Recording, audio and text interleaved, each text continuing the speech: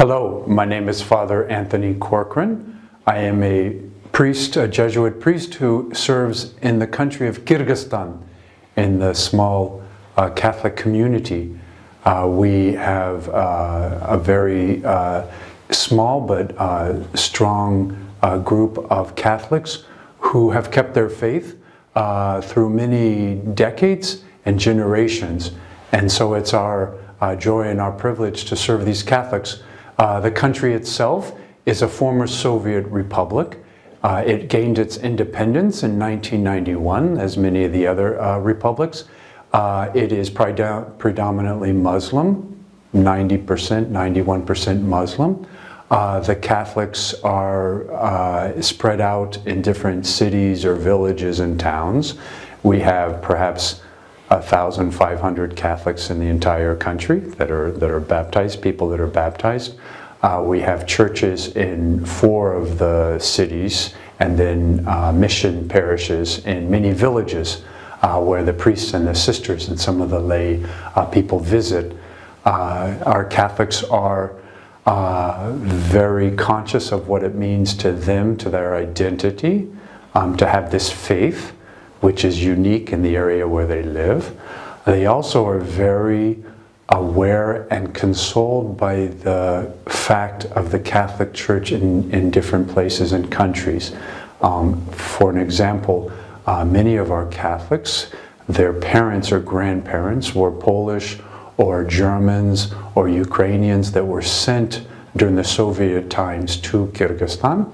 And they received their faith from these people, these great people of faith. So today, when they realize that the Catholic Church across the world is strong and vibrant and has so many good works in so many different places, this gives them great strength.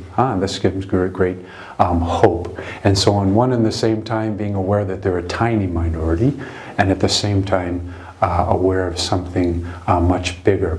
And of course, our goal or our task, or what the goal of the task is everywhere in the world for the Church, to share this faith that we have, to hopefully witness to it, to have that relationship with God and Jesus Christ that gives us that light that hopefully we can share with others. As St. Francis of Assisi said, preach always, and if you must, use words. And so the notion that hopefully through witness of the people, we always ask our Catholics a couple of things. One is, when somebody meets you, do they know that you're a Christian by how you act? What does that mean? Is there a difference? And what does that mean to them? What do they see when they see a Catholic? Because as they say always, that you may be the gospel, your life may be the only gospel that most people ever read. And it's certainly true, even if there are many Catholics and Christians around us or with ourselves, we still have that, that people will ask, and either encourage them to believe that that's true or not.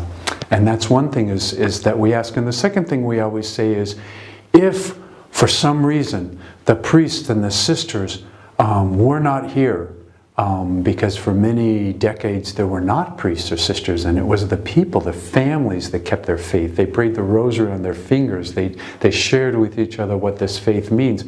And as some of the old, now they're mostly older if they're still alive, they told me that, Father, I believe that Jesus Christ came to save us, that he was born poor, that he worked with his hands, that he loved and he committed miracles, and then he died on the cross and he rose from the dead, and he's coming again.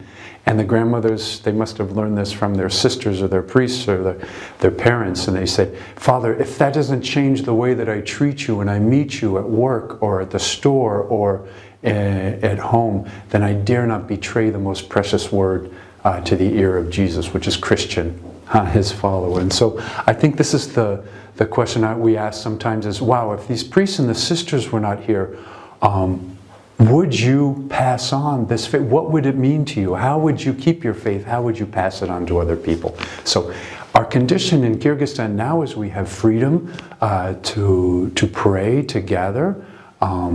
We have a good relationship with most of our neighbors who are Muslim or Russian Orthodox, and as well we realize that everything is in the hands and the heart of Jesus Christ, that this generation is the one generation we have. What do I say to Polish Catholics? First of all, thank you for the faith that you passed to our people, to keep us. I was telling the people here that even in my own life, even if I'm not from Kyrgyzstan, I'm originally from Texas in the United States, my godfather was Polish. And my father became a Catholic because of his best friend, who is this man. So we have this very much awareness in Kyrgyzstan for the people that helped in the faith, the people that served, but the people who stayed in Poland, who prayed. And this is the mission, this is what we ask. Please, first and foremost, pray for the church in Central Asia, because the church always is present. It always is in the frontier, and yet, of course, as we all hear all of the time, each person who's at home in Poland or wherever they live is a missionary too, with their family, with the people they work with. And as I said, the question we ask our children, does that, when people know that I'm a Catholic, does that change? Could they guess that without me saying it with words? And what does that mean to them? And so please do continue to pray for us. We thank you so much for this always, the example of your faith, the example of your church, the strength of your church, and for your prayers. And we ask you to continue for us and to bring us before God, who has his plans and whose grace is always victorious. Thank you.